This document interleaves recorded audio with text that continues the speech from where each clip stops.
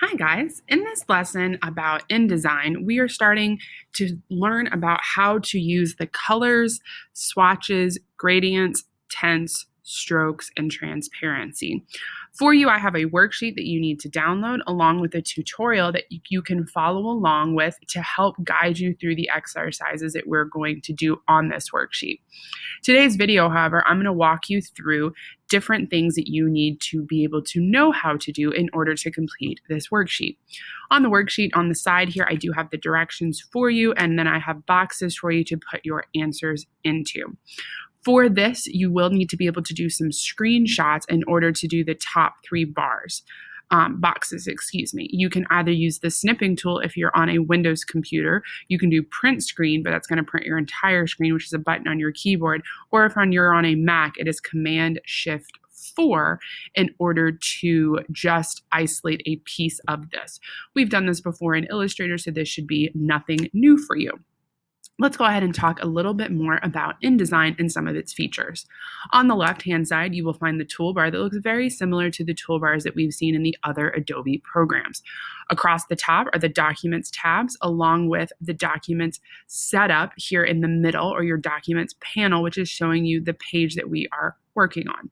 On the right-hand side here is the Properties panel, and that's going to be changed based on whatever box or tool that you are currently using. So I activated this text box, and you can see that that Properties panel changed to reflect that text box instead of just the selection tool. Okay. What we're going to do first is we're going to talk about colors and swatches. So over here, I have two separate panels pulled up, and I'm going to pull these out for you so you can kind of see them as I work with them. The first is the swatches panel, and the second is the colors panel. When we're talking about swatches, this is very similar to the swatches that we have done before in Adobe Photoshop or Adobe Illustrator. Biggest thing that is different is sometimes the way that the swatch panel is oriented. For example, you'll see it's kind of a list, and the CMYK colors, which is, remember, that cyan, magenta, yellow, and black. K for black, or key is actually what it means. It's not K for the last letter of the word black, is listed here. I have a swatch in here that I've already made, which is a shade of gray at 80% black, to kind of show you how it will change and look as you add your own swatches. At the top here, as you click over it, it'll show you what's called the tint. A tint is how much color actually exists in that particular color patch. So as I move this through, you'll see the tint is changing because that's how much black is in this particular color of gray that I am manipulating. The other thing that you have here is you can go over and show all of them. You can have gradient swatches, color swatches, or groups of swatches. Over here, you have the ability to save your swatches or use colors in your CC library, and that's a great way to save colors as you move from from file to file.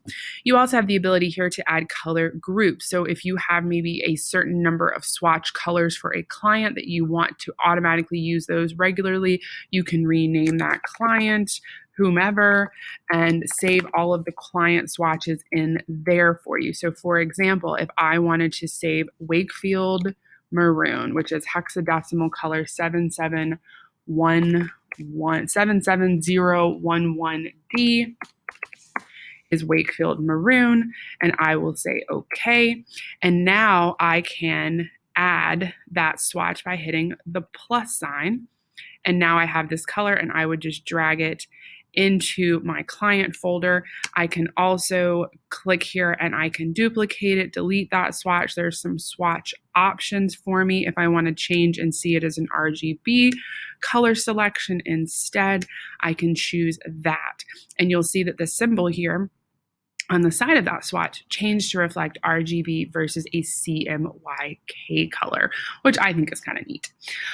So adding a swatch is just that simple, as you just hit the plus sign to add a swatch. And again, I can trash that swatch as I would like to. If I go into my gradient swatches and I say just show gradient swatches, you're going to see there are no gradient swatches because I don't have any gradient swatches. So I'm going to go back to show all. Okay. For this first activity, I just would ask you to make some type of swatch of some kind and just do a screenshot to show me that you can add a swatch into the program and just drag that screenshot here for me to see, okay? Then I'd ask for you to make a second swatch with a reduced amount of tint, and make that for me so I can see that you know how to do that as well. There we go. Okay. And again, I'm going to move that down and I'm going to click on it here and you'll see that the tint has changed, though it's not reflecting that in the box here. Okay. And the last thing I'm going to talk about is for the swatches is how to make a color gradient swatch. So I'm going to say up here in this menu, and you have other options, new color, new tint swatch, for example. So I can make my new tint swatch that way as well. And there it goes. Or I can do a new gradient swatch. When you open up your new gradient swatch, you can choose between linear and radial, which again is a review from Photoshop and Illustrator. And you can come down to the gradient ramp here and choose a different color. So you can manipulate the colors here, which takes some kind of finessing if you're not used to that. You can also pull up your swatches, which I think is easier to go ahead and place my swatches. So I'm going to come down and get burgundy or the maroon for Wakefield, and then I'm going to double click here and scroll down and get that gradient one. And then I'm going to click and change this to Wakefield gradient. And I'm going to say add, and there's my Wakefield gradient. I'm going to say done, and then I can drag that gradient into my client folder again, which I think is kind of neat. So swatches is pretty simple. The other thing you have up here is you can show a large list, you can do a small list, you can do thumbnails, which may be something you're more used to seeing or more comfortable with. It just kind of depends on your view preference. Me, I like the large list. That's my view preference in InDesign. Okay. With the letter with the stroke, we're going to talk about that next. I'm going to go ahead and put these back in my menus over here and just tuck them away. I'm going to take my text tool and I'm going to drag a text box and I'm going to do a letter S, and I'm going to make this letter quite large so that you all can see what it is that I am doing. Okay. That's not quite big enough, so I'm going to go 150. And what I want you to see is how we add a stroke to a letter, which is just a smidge different than it is in other programs. And I want to show you how we do color selection. So first and foremost, what I'm going to ask you to do is do a text box, and then I'd like you to fill it with a color of some kind. Now, over here, which is where I am, you do have to select the formatting effects text option in order to adjust the color of your actual font. Okay. If you just have it here, and I'll show you, what's going to happen is if I have this text box selected and I switch it here, it's going to fill not the text, but the box itself. So that's an important distinction. So you need to make sure that when you're adjusting and editing your text, that you are paying attention, unlike in every other software, you're paying attention to which color you're changing. So I'm going to go back to text. I'm on this, and I'm going to select this and make sure that when I come over here to change my stroke, I'm going to turn that up. The color is going to default to the same color I already used, so I do have to make sure that I pay attention to that.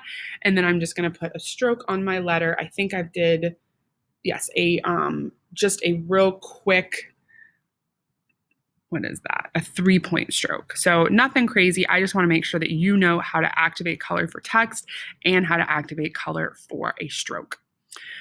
The next activity here is name that color. We're going to use the eyedropper tool, which we've used plenty of times before, and we're going to open up this color box. And what I'd like you to do is show me that you can identify the RGB color settings, the CMYK, and the hexadecimal. So you're just going to name those colors for me. Easy peasy.